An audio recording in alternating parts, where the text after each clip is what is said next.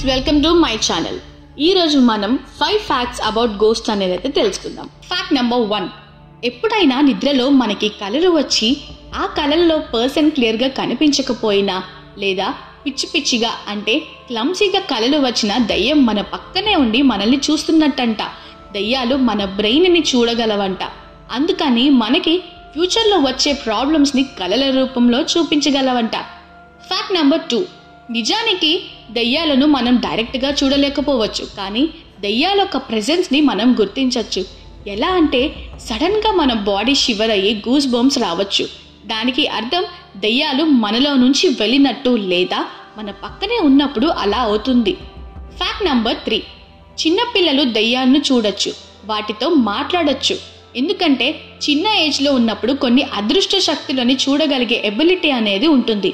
అది మనం పెరుగుతున్న కొద్దీ తగ్గిపోతుంది. అందుకే వాళ్ళు దయ్యాలను చూడగలరు అండ్ ఎక్కువగా ఇమాజినరీ లైఫ్లో ఉంటారు. వాళ్ళకి ఎక్కువగా స్లీపింగ్ డిజార్డర్స్ అనేది ఉంటుంది. Fact number 4. శ్మశానంలో దయ్యాలు ఉంటాయని అంటారు, కానీ నిజానికి శ్మశానంలో దయ్యాలు ఉండవు.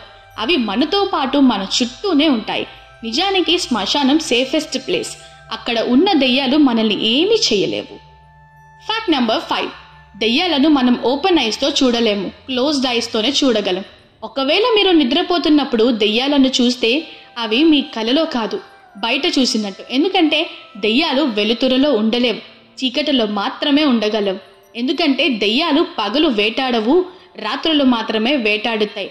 పగలు పాజిటివ్ ఎనర్జీ ఉంటుంది, నైట్ నెగిటివ్ ఎనర్జీ ఎక్కువగా ఉంటుంది. అందుకే ఇవి నైట్ టైమే ప్రిఫర్ చేస్తాయి.